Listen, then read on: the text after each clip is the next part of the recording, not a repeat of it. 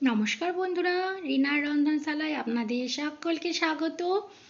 আজ আমি আপনাদেরকে আটা দিয়ে দারুণ মুচমুচে একটা স্ন্যাক্স বানিয়ে দেখাবো, যা আপনারা চায়ের সঙ্গে পরিবেশন করতে পারবেন। আর এই স্ন্যাক্সগুলো কিন্তু এইভাবে বানিয়ে অনেক দিন পর্যন্ত স্টোর করতে পারবেন।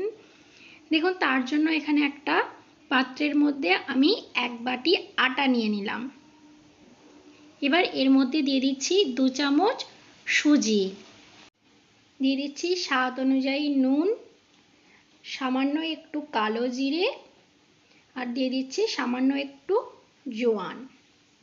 এবার শুকনো উপকরণগুলোকে হাতের সাহায্যে খুব ভালোভাবে মিশিয়ে নিচ্ছি। এবার আমি এর মধ্যে ময়ানের জন্য দিয়ে দিচ্ছি 2 চামচ রিফাইন তেল। তেল দিয়ে দিয়েছি। এবার হাতের সাহায্যে খুব ভালো করে ডলে ডলে আমি ময়ানটা দিয়ে নেব। দেখুন, ময়ান খুব ভালোভাবে দেওয়া হয়ে গেছে। দেখুন, এইভাবে মুঠো করলে দলা পেকে যাচ্ছে, আবার হাতে করে প্রেস করলেই কিন্তু ভেঙে যাচ্ছে। এবার অল্প অল্প করে জল দিয়ে এর একটা ডো আমরা রেডি করে নেব। দেখুন, অল্প অল্প করে জল দিয়ে এর একটা এরকম ডো আমরা রেডি করে নিয়েছি। ডোটা খুব শক্ত বা খুব নরম হবে না। এবার এটাকে ঢাকা দিয়ে 10 মিনিটের জন্য রেখে দিয়েছিলাম। 10 মিনিট পর আমি ঢাকাটা খুলে নিচ্ছি। দিয়ে এটাকে আরও একবার এইভাবে হাতের সাহায্যে চেপে চেপে মাখিয়ে নিয়ে এবার এটা থেকে আমি 3টে ভাগ করে নিচ্ছি।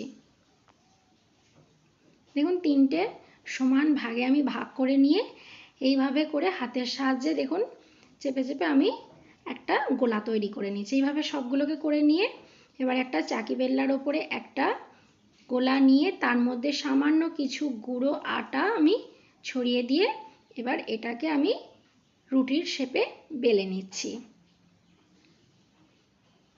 দেখুন, খুব পাতলা বা খুব মোটা করে আমি বেলিনি, ঠিক এইরকম একটা মিডিয়াম সাইজের রুটি করে আমি বেলে নিয়েছি। এবার একটা ছুরির সাহায্যে আমি এটাকে এইভাবে লম্বা লম্বা করে কেটে নিচ্ছি।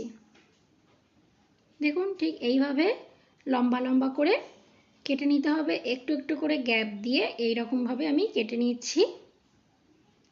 এবার এইভাবে ক্যারাচে করে আমি কেটে নিচ্ছি।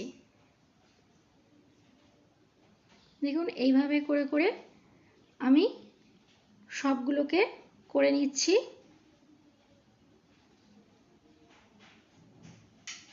দেখুন, সমস্তগুলো আমার করে নেওয়া হয়ে গেছে। আর বাকি যে দুটো ডো আছে সেগুলোকেও আমি এইভাবেই করে নিয়েছি। এবার গ্যাস অন করে একটা কড়াইয়ের মধ্যে বেশ খানিকটা রিফাইন্ড অয়েল খুব ভালোভাবে গরম হতে দিয়েছি। দেখুন, তেল খুব ভালোভাবে গরম হয়ে গেছে।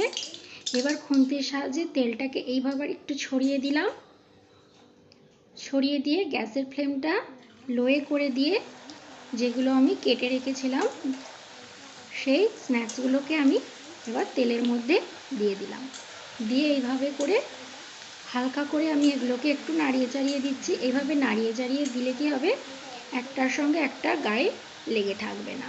দেখুন, এইভাবে হালকা করে নাড়িয়ে চাড়িয়ে দিয়ে আমি এটাকে ভাজতে দেবো। দেখুন, মিনিট 3 মতন সময় আমি গ্যাসের ফ্লেমটা লোয়ে রেখে ভেজে নিয়েছি। ঠিক এই রকম ব্রাউন কালার হয়ে গেছে, তখনই কিন্তু তেল ঝরিয়ে আমি এগুলোকে উঠিয়ে নিচ্ছি। দেখুন, তেল ঝরিয়ে উঠিয়ে নিয়ে বাকিগুলোকেও ঠিক আমি সেমভাবে ভেজে নেব। দেখুন, সমস্তগুলো কিন্তু ভেজে নেওয়া হয়ে গেছে। আর এগুলো কিন্তু ভীষণই মুচমুচে আর ভীষণই খাস্তা হয়েছে, খেতে কিন্তু ভীষণই ভালো লাগে। তো বন্ধুরা, আমার এই রেসিপিটা কেমন লাগলো কমেন্টে অবশ্যই জানাবেন। ভিডিওটা ভালো লাগলে একটা লাইক করে আমার চ্যানেলটিকে সাবস্ক্রাইব করে দেবেন, দিয়ে অল নোটিফিকেশানটা অন করে দেবেন, যাতে আমি যখনই নতুন রেসিপি দিই আপনারা সাথে সাথে দেখতে পান। আজকের মতন এই পর্যন্তই। ভালো থাকবেন, সুস্থ থাকবেন। ধন্যবাদ।